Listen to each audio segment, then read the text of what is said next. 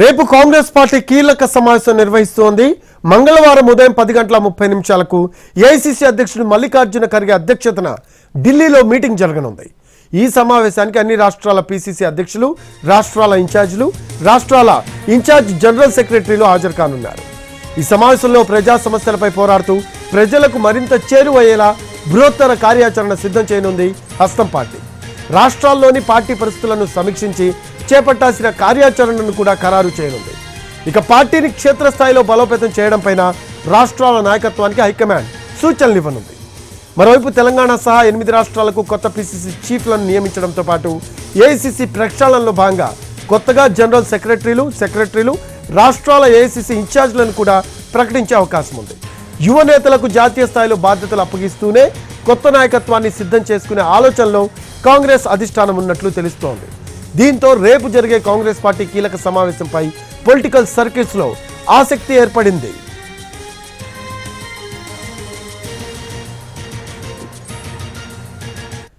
ఇక దీనికి సంబంధించి లేటెస్ట్ అప్డేట్స్ మా కరెస్పాండెంట్ ప్రసాద్ అడిగి తెలుసుకుందాం. ఢిల్లీ నుంచి లైవ్ లో అందుబాటులో ఉన్నారు.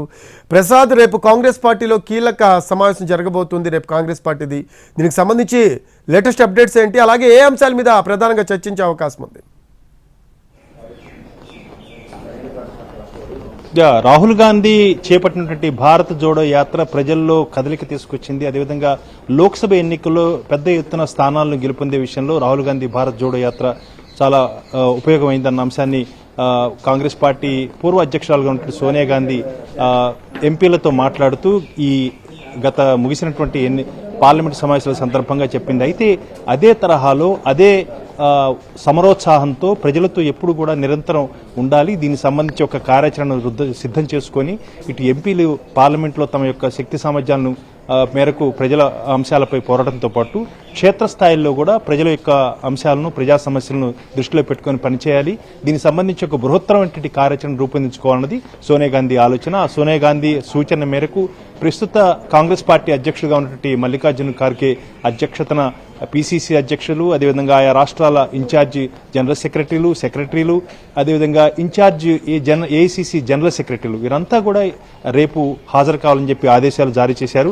ఏఐసీసీ ప్రధాన కార్యాలయంలో ఉదయం 10:30 గంటలకు ఈ సమావేశం ఉంది. ఈ సమావేశంలో అన్ని రాష్ట్రాలకు చెందినటువంటి పీసీసీ అధ్యక్షులు, ఇన్ఛార్జీలు అందరూ కూడా పాల్గొంటున్నారు. ఈ సమావేశంలో ప్రధానంగా ఎన్డీఏ బీజేపీ నేతృత్వంలోని ఎన్డీఏ ప్రభుత్వం తీసుకున్న ప్రజా వ్యతిరేక నిర్ణయాలకు ఏ రకంగా ప్రజా పోరాటాలను చేయాలి, అదేవిధంగా ఆయా రాష్ట్రాల్లో ఉన్నటువంటి రాజకీయ పరిస్థితులు, ప్రజా సమస్యలు, అదేవిధంగా రాజకీయ పరిస్థితులు వీటన్నిటి కూడా కూలంకషంగా చర్చించి ఒక కార్యాచరణ రూపొందించుకోవటం, దాన్ని ఏ రకంగా ప్రజా పోరాటాలు చేయాలని అంశంపై ఒక దిశానిర్దేశం ఇవ్వనున్నారు మల్లికార్జున ఖర్గే. అదేవిధంగా ఈ సమావేశాలు ముగిసిన వెనువెంటనే పూర్తి స్థాయిలో కాంగ్రెస్ పార్టీ ప్రక్షాళన చేయాలని కాంగ్రెస్ పార్టీ అధిష్టానం ఆలోచిస్తుంది.